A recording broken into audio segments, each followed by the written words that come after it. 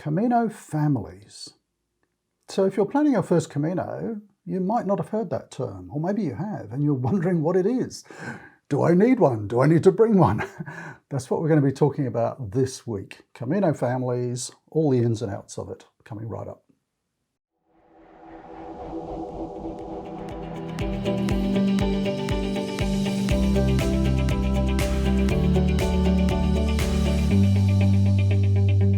So this week we are going to be talking about the topic of Camino families.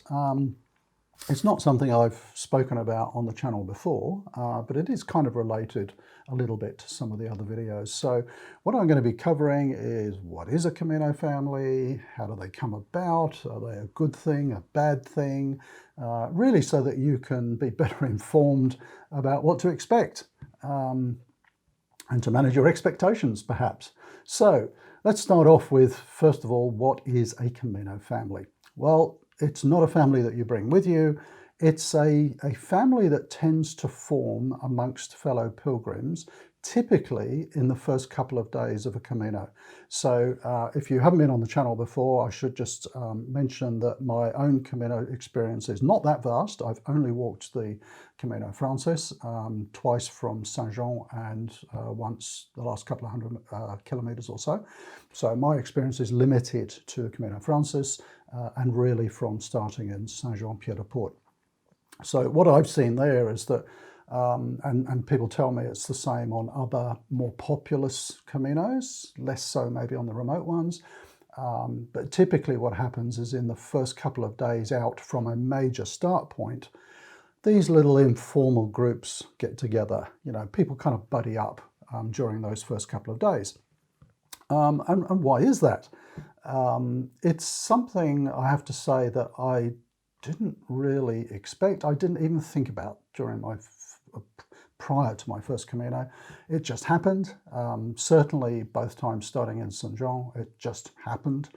And what happens? Well, you imagine if you're starting out in Saint-Jean, there could be 200 or 300 people. You know, if you're in sort of peak season, there could be 200 or 300 people heading out at a similar time. You know, it's not like the start of a marathon, but, you know, over a period of hours, you know, a couple of hundred people are probably going to be leaving Saint-Jean, heading up over the Pyrenees. And what happens? Well, you know, particularly those on their first Camino, they're all eager and excited and chatty, and you know, you can't help but sometimes fall in step with another pilgrim and say, hi, where are you from? You know, typically, where are you from? You know, why are you walking the Camino? This type of thing. And so it's kind of almost like the first day of college or first day of school, and everybody is sort of very open to connecting and sharing their excitement and things like that. And so people do buddy up fairly quickly in those first couple of days. Now, let me just stress again, this is my perspective on Camino families. I'm just going to give you my views of it, and obviously everybody else has, you know, slightly different experiences. But I liked it. And certainly on my first Camino, when I walked alone, I was much more open to meeting people. Second time out of Saint-Jean, I had my wife Pat with me.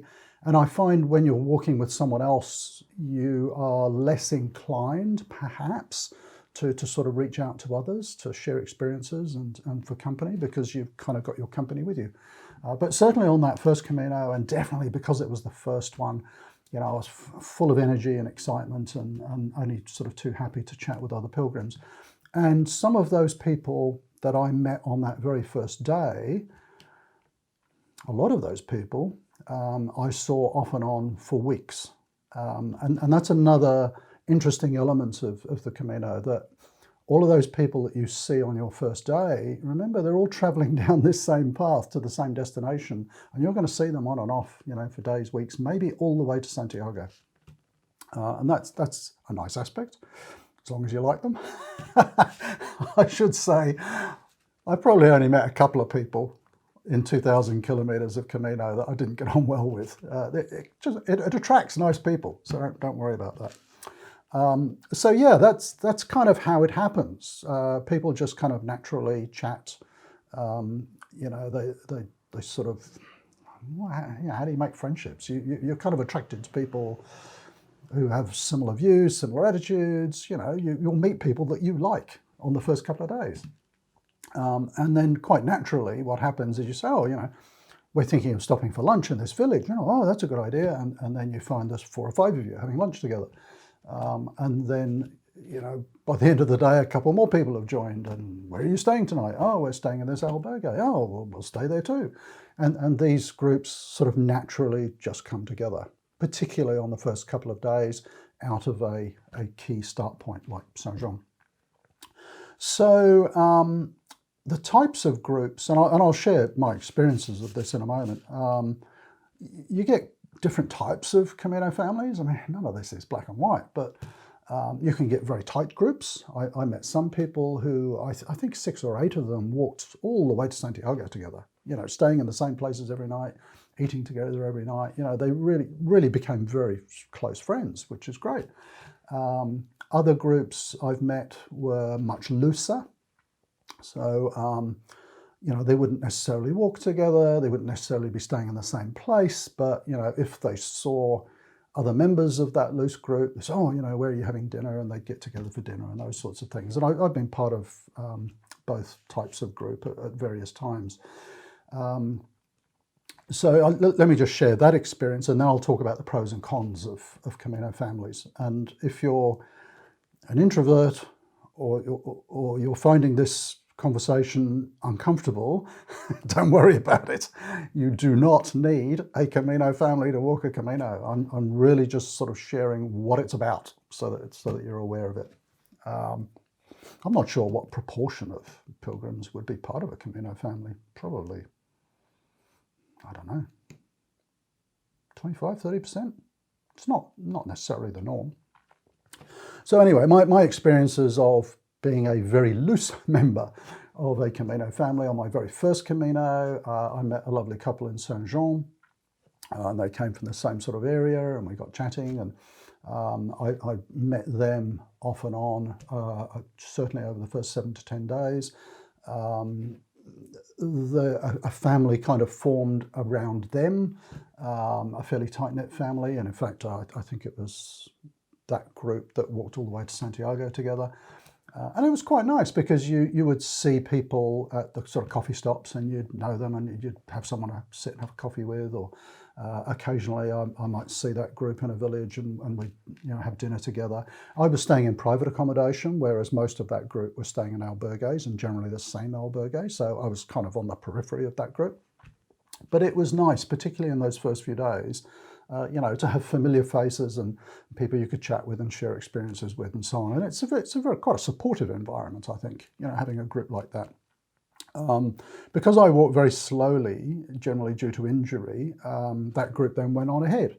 So this is a key point.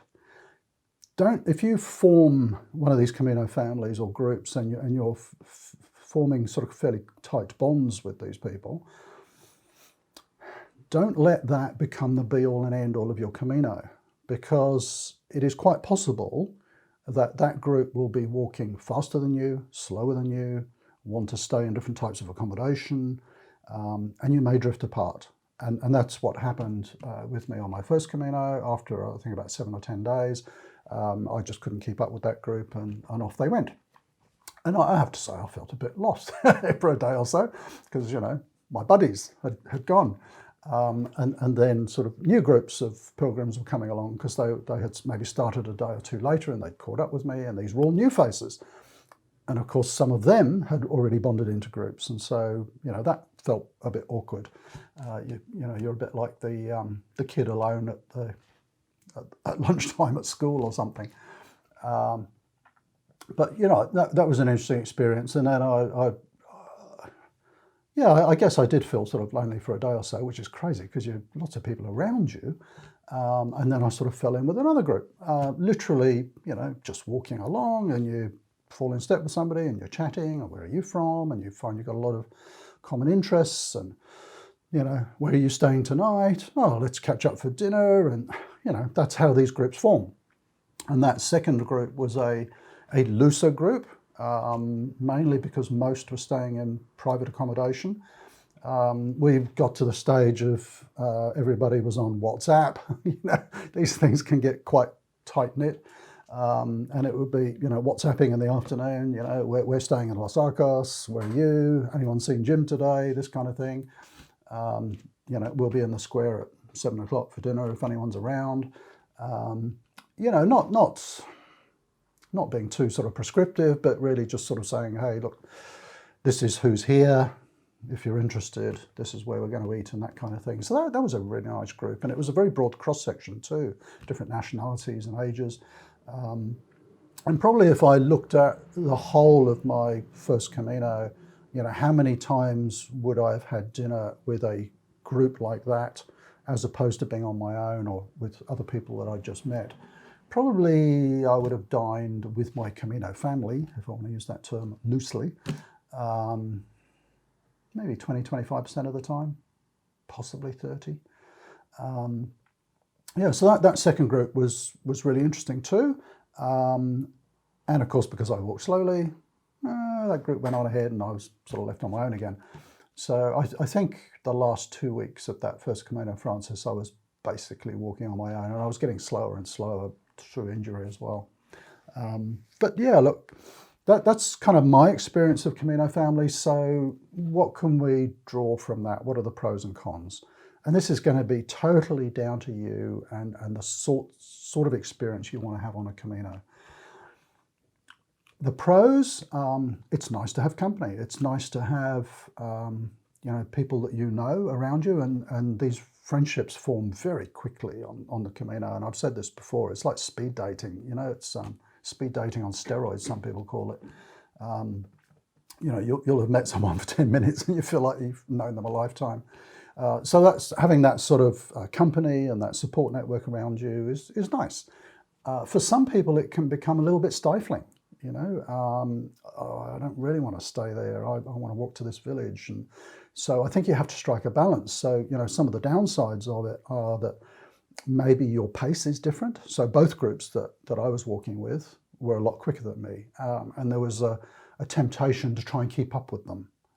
You have to resist that because, walking at a pace that's not comfortable for you is the surest way to get injured on the Camino. You may also find that they want to stay in places or in accommodation types that you don't really want. So that can be a little bit constricting. And maybe you're looking for a little bit more solitude and you don't really want to be in a group.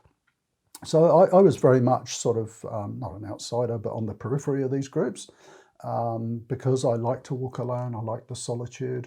I didn't always want to eat, with a big group. In fact, there's a funny story. One of the groups, I can remember, we were coming into Burgos, and I noticed on the WhatsApp messages, it was a case of, somebody had found out that there was this great restaurant in Burgos, and let's meet there at 8 o'clock or whatever, we'll have dinner together. So, it's nice because I like that group. And I got there, and the guy who'd organised it, we realised not only was he part of our group, which was maybe a dozen people, he'd also made friends with lots of other groups. And at this restaurant, there must have been 50 people for dinner. And I just found it absolutely overwhelming. I mean, I'm not that much of an introvert. I'm not sort of antisocial, but you have to understand, if you've been walking for 10 days, 2 weeks on your own through the countryside, it can become quite overwhelming just coming into a big city. To then, kind of enter this party atmosphere of 50 people, I couldn't handle it, to be honest. And I sort of gave my excuses and wandered off and found a couple of other people that I knew and had dinner with them. I wasn't being antisocial. It was just too much for me, and the noise and so many people, and it wasn't kind of what I was looking for. So that's an interesting experience, and maybe you have to think about that in terms of if you're going to hook up with various groups and so on along the way. So, do you need a Camino family? No, of course you don't. Some of my most rewarding experiences and most memorable experiences in walking the Camino have been walking alone totally. I have to say I don't like being totally alone in the evenings. I think on my first Camino I I checked, I was about 30% of the time I ate alone, because I was maybe staying in small villages. There weren't any other sort of pilgrims around or other people that I knew. And I think a lot of people find that, it's great to be out there walking alone and having the solitude. But I think for a lot of us, we like a little bit of company in the evening, just to sort of share our experiences and just to have that sort of human connection. And so what I would often do is, a couple of places I was literally the only pilgrim in the village, I think. But a few other times, if I sort of found myself alone, you will often find in cafes and albergues and things, groups have formed. And yeah, I don't want this to sound odd, but what's that saying, never so lonely as in a crowd? You can occasionally feel that, where you've got all of these sort of groups and so on in a large dining room, and they're all having fun, and you're sitting on your own having dinner. That can be a little bit of a downer. So I would quite often go out of my way to say hello to someone else who was dining on their own. Quite often, don't impose yourself. We all know how to interact with other people, I think. Maybe I'd be sitting at a table on my own, and at the next table would be another pilgrim on their own. I'd say, oh, hi, where are you from? And, we might chat across and say, oh, you mind if I join you? If it's obvious that they're quite open to having a bit of company. So that's a good way of having company in the evenings as well. So anyway, I'm rambling on a bit. This is all about Camino families. Do you need one? No. Are they a good thing? Yeah, if you like being part of a group, part of a crowd. There was one group that I met quite frequently on my first Camino. They seemed to be on an 800-kilometre party.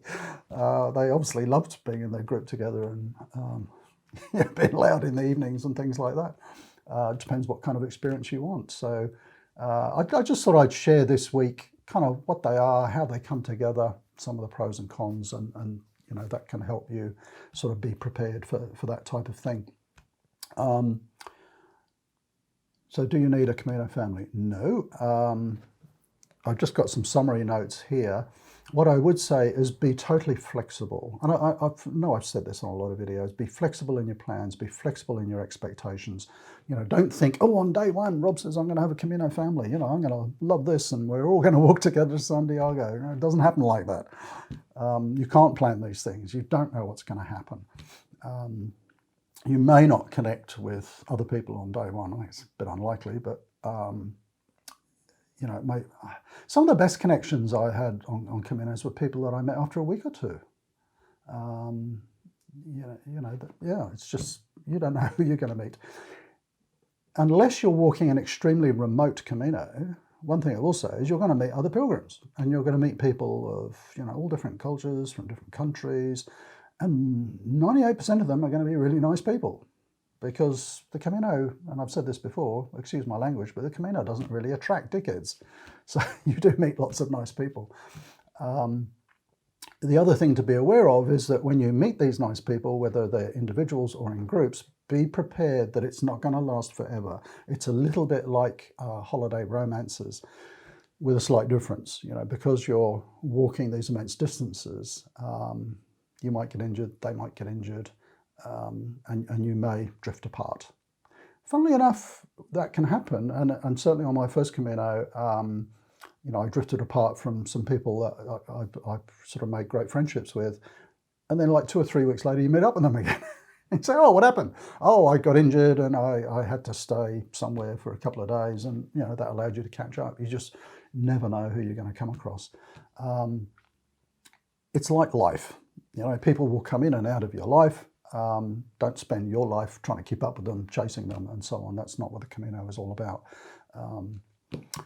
Okay, so last couple of notes down here.